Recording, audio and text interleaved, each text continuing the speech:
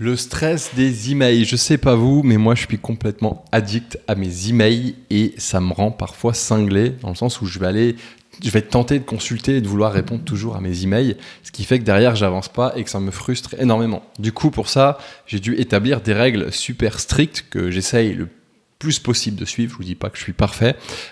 Et dans cette vidéo, du coup, je vais vous parler de tout ça. Alors, comme d'habitude, j'ai fait un petit article de blog. Vous pouvez retrouver là. Regardez-moi.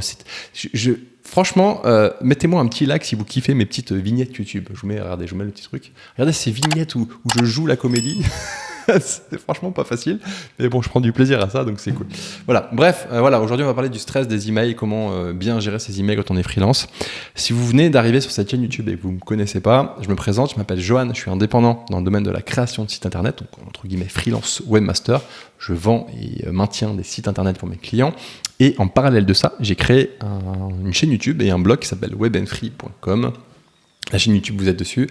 Et sur ce site, il y a des articles, des vidéos, il y a un groupe Facebook très réactif d'entraide et d'échange, des formations gratuites, des formations payantes, des outils avec des réductions, une newsletter, un groupe Telegram et tout un tas de trucs. Si ça vous intéresse le fait de devenir freelance ou webmaster, écoutez, n'hésitez pas à rejoindre tout ça.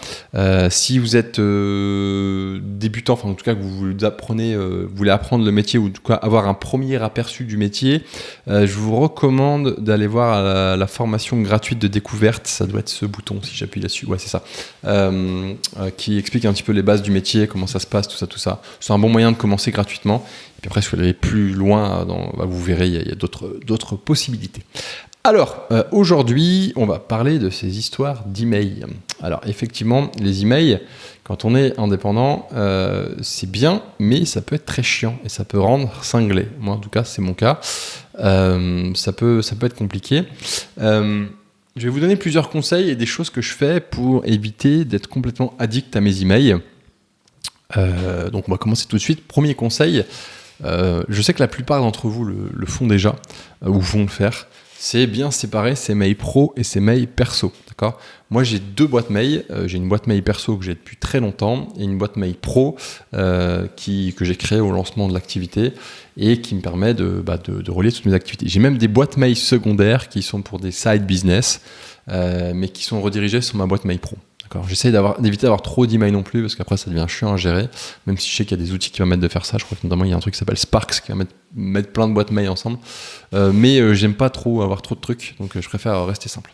Et aussi en choix de solutions d'email, moi j'ai opté pour Gmail, même si je sais que les amis de chez Google, ils me regardent, ils lisent tout ce que je fais, mais j'ai utilisé pour Gmail parce que c'est une habitude et que j'aime bien leur interface. Voilà, comme toujours Google, ils font des produits sympas. Et pour la partie pro, j'ai pris le truc Google Workspace qui me coûte un truc genre 6 € par mois pour avoir une boîte mail pro à Google, enfin avec l'interface Gmail mais avec mon nom de domaine. D'accord. Voilà. Donc ce que je vais vous évoquer dans cette vidéo, c'est vraiment orienté sur Gmail, mais c'est possible avec toutes les boîtes. Ensuite, autre truc, le plus possible, j'essaye de le faire, mais je n'y arrive pas. Peut-être que vous me direz en commentaire si vous y arrivez. J'essaye de ne pas mettre mes emails pro sur mon téléphone. Ou en tout cas, je le rends très difficilement accessible. Genre moi, il faut que je passe par le navigateur, il faut que je me connecte à Google. Et c'est chiant en fait. Du coup, la plupart du temps, j'abandonne. Parce que si je les ai sur mon téléphone, c'est foutu. Les week-ends, je vais regarder mes mails. Et alors, il y a un côté positif dans le sens, il y a une alerte, je le sais. Mais généralement, quand il y a un problème, les clients, ils nous appellent dans tous les cas. Donc, il n'y a même pas besoin d'aller voir ces mails. Mais c'est une espèce d'habitude que j'ai gardée. Et j'ai beaucoup de mal avec ça. Donc, voilà. Donc, l'idée de boîte mail, essayez d'éviter de le mettre sur un truc, vos mails pro sur votre smartphone. Ensuite, autre conseil que je peux vous donner. Pareil, c'est quelque chose que j'essaye de faire. En fonction des fois, je n'y arrive pas, je vous dis concrètement, mais c'est de limiter le plus possible l'accès à vos emails pro. Et pour ça, ce que je vous conseille de faire, c'est de faire des plages horaires sur lesquelles vous allez aller consulter vos emails. Note importante, en fonction si vous êtes nomade ou pas, vous êtes expatrié, il peut être intéressant des fois de consulter ses emails à des heures différentes. En fait, il faut synchroniser avec le pays en question. Exemple, moi, j'essaye de consulter mes mails 3 fois par jour. Donc, en grosso modo, c'est matin, quand je me lève, parce que je suis au Brésil et qu'en France, c'est déjà midi, donc il y a déjà eu des interactions avec les clients. Ensuite, il y a un peu avant midi, avant d'aller manger, pour voir s'il n'y a pas des urgences ou un truc comme ça, ou si je peux pas voir ce qui m'attend par la suite. Et après, le soir, avant de partir, où je vais aller voir les mails aussi. D'accord ? Ça, c'est la théorie, donc j'essaye de le faire. J'ai déjà mis en place des bloqueurs, moi, genre il y a BlockAds qui permet l'extension de BlockAds qui permet de bloquer des URL. Il existe tout un tas d'extensions pour bloquer des URL, pour éviter d'y aller. Mais en fait, c'est chiant en pratique parce que des fois, il y a besoin d'y aller pour récupérer un truc. Donc voilà, ce que j'essaye de faire, c'est ne pas garder l'onglet ouvert des emails. Comme ça, j'y vais un peu moins. La tentation est moindre. Et voilà, j'essaye de me limiter à ça. Et à chaque fois que j'y vais, j'essaye de ne pas dépasser les 15 minutes, d'accord ? Parce que sinon, il y a tendance à rester parfois plus dans les mails et tout ça. Et je vais vous donner une astuce derrière après pour bien gérer vos mails. Voilà, donc ça, c'est le premier truc. Ensuite, ce que je vous conseille de faire, c'est qu'à chaque fois que vous allez voir vos mails, ça, c'est un truc que je fais à chaque fois et ça, je me tiens bien, c'est vous allez voir vos mails et l'objectif, c'est qu'en 15 minutes, vous cherchiez à vider la boîte. C'est ce qu'on appelle le inbox 0. Okay. Et en fait, il va falloir un peu classer les mails. Alors, soit vous pouvez leur appliquer des libellés. C'est pas forcément nécessaire. Au début, je le faisais, et puis en fait, ça me fait perdre plus de temps qu'autre chose. Mais en tout cas, les classer par ordre entre guillemets de priorité. Il y a, je sais pas, par exemple, vous ouvrez votre boîte mail, il y a 10 emails dedans. Déjà, pour sûr, il y aura des mails qui sont inutiles. Vous avez, je sais pas, de la pub, des trucs de log parfois qu'on a de sites qu'on sait que ça envoie tous les jours et qu'on peut pas forcément regarder. Alors, ce que vous allez faire, c'est les archiver directement. Vous allez cliquer sur les cases, si vous n'avez pas besoin de les ouvrir, hop, archiver. Déjà, ça dégage. Ensuite, deuxièmement, vous allez avoir des emails. Alors, soit on le sait par avance, soit on le sait quand on va aller voir dedans, qu'on peut traiter très rapidement, tout de suite, d'accord ? Dans ce cas-là, traitez-les directement. Donc, vous allez aller dans l'email et vous allez dire « Ok, bien reçu, merci, au revoir ». Vous savez, ce genre d'email où on a juste à confirmer un truc, ou alors une question à poser, ou un truc comme ça. Hop, vous le répondez, super rapide, fini. Et puis, troisième chose, vous allez avoir les emails avec des trucs un peu plus longs. Ça va vous prendre plus de temps. Et là, c'est les emails qui vont être intéressants. En fait, ce qu'on va faire dans ce cas-là, c'est qu'on va quand même répondre à ces emails.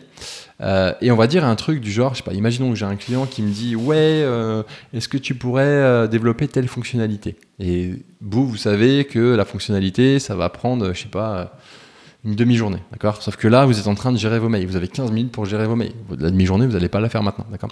Donc, ce que vous allez faire, c'est que vous allez prendre toutes les infos qu'il y a dans le mail qui sont intéressantes pour développer la fonctionnalité. Je sais pas s'il y a du texte, un document, des photos, je sais pas, peu importe. Vous prenez tout ça et vous allez mettre ces informations-là dans un logiciel de gestion de tâches.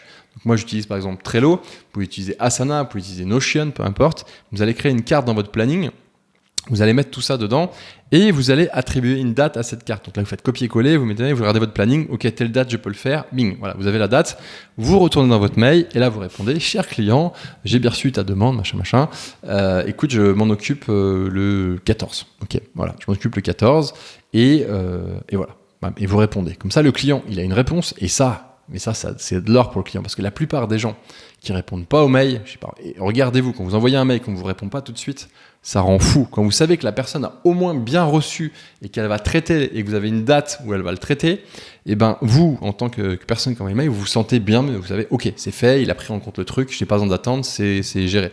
Et ça, c'est vraiment un process de communication que je vous recommande de faire avec vos clients. Et en plus, vous, ça vous permet de dégager votre espace mental. Vous savez que c'est réglé dans le planning. Et le jour où vous allez voir votre planning, vous suivez le planning et c'est fait. Okay ?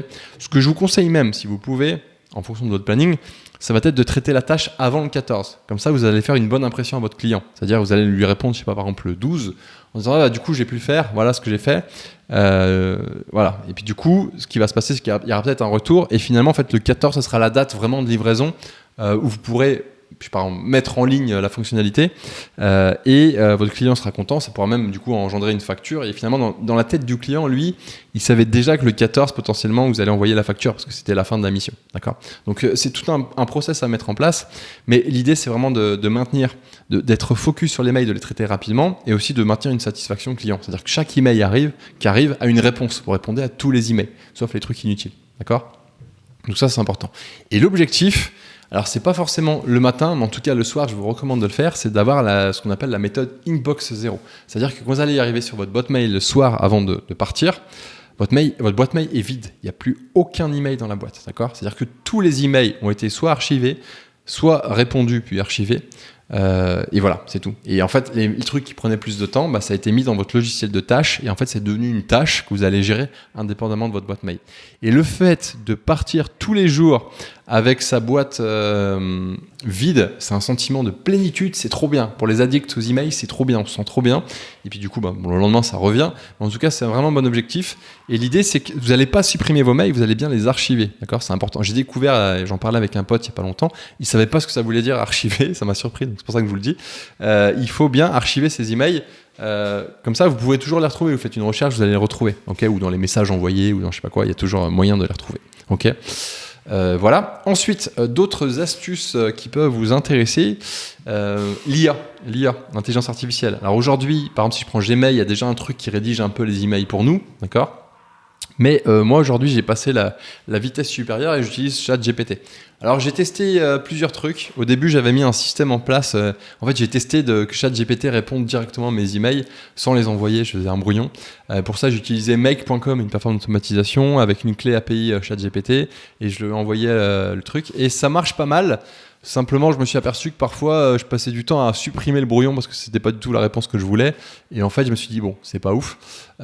Du coup, ce que je fais maintenant, c'est que si c'est un email court, je réponds directement. Si c'est un email long, je prends l'email de la personne, je vais dans ChatGPT et je dis, voilà, j'ai tel email, j'aimerais répondre grosso modo ça, mais en mode à l'arrache, quoi. Je lui réponds, je dis, voilà, tu mets ça à l'arrache.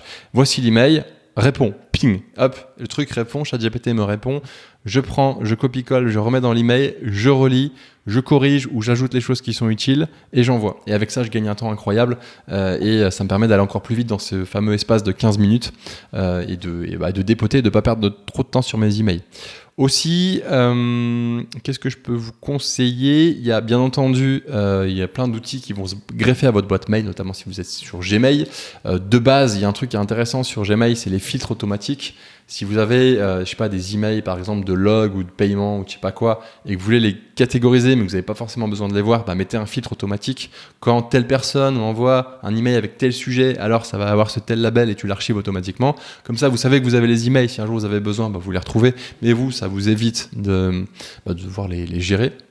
Aussi, moi, j'ai désactivé sur Gmail l'option, vous savez, avec les onglets, là, réseaux sociaux, tout ça. En fait, j'ai tout en un seul onglet et du coup, mon but, c'est vraiment d'avoir aucun email dedans. Voilà, vous avez aussi, alors c'est une petite extension que je vous parle, ça sort un peu du contexte, mais des fois, vous savez, quand on envoie un email, on aimerait bien savoir si le client l'a vu. Parce que autant, nous, on va répondre aux emails à tous les clients, mais autant les clients, des fois, ils répondent pas. Il y a une extension qui s'appelle Streak, S-T-R-E-A-K, je vous mettrai le lien en description si j'y pense, n'hésitez pas à me le dire en commentaire si je ne l'ai pas fait, qui permet de voir si la personne a ouvert son email, on peut même voir le lieu où elle l'a ouvert, et parfois ça peut être intéressant de savoir si les gens ont ouvert l'email ou pas.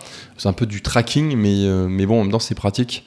Ça permet de faire des relances aussi, des fois quand les clients, on voit qu'ils l'ont ouvert mais qu'ils répondent pas. Bon, ça permet d'être un peu plus direct dans notre relance pour forcer à la relance. Et du coup, ça nous fait gagner du temps aussi dans la rédaction et du coup dans la gestion de nos emails.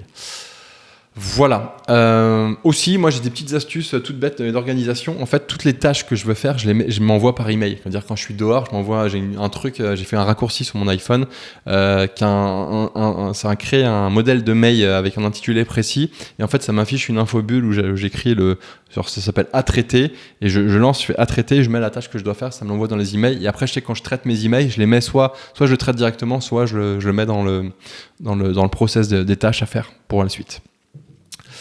Voilà, c'est à peu près tout ce que je voulais vous dire par rapport à vos mails. J'espère que ça pourra vous aider parce qu'en fait c'est super important, ça paraît con, hein, je vous avoue ça paraît con, genre le mec qui nous apprend à trier des mails, mais en vrai ça fait vraiment la différence sur les gens qui ont du mal qui sont un peu accros à leurs mails et qui ont toujours l'impression de rater des choses, etc. Le fait de les traiter comme ça et surtout de répondre à chaque client, ça c'est un gage pour vos clients. Ils adorent ça, les clients. Ils adorent. Enfin, mettez-vous à leur place. Vous avez quelqu'un qui vous répond. Même si, là, je vous donnais l'exemple de vous indiquer une date à un client. Si le client a vraiment un besoin urgent, à ce moment-là, il va vous dire non, en fait, il me le faut plus tôt. Et du coup, vous allez pouvoir retraiter le truc et éviter des insatisfactions clients, quoi. Bref, vraiment important. J'espère que ça vous a plu. Si ça vous a plu, comme d'habitude, mettez-moi un petit pouce pour me dire que vous avez kiffé. Ça fait monter la vidéo, ça chatouille l'algorithme, comme dit le youtubeur la Voyage, il fait des trucs en van, je sais pas si vous connaissez, bref. Ça chatouille l'algorithme. Sur ce, eh ben, je vous donne rendez-vous la semaine prochaine, mardi prochain, pour la prochaine vidéo. Ciao!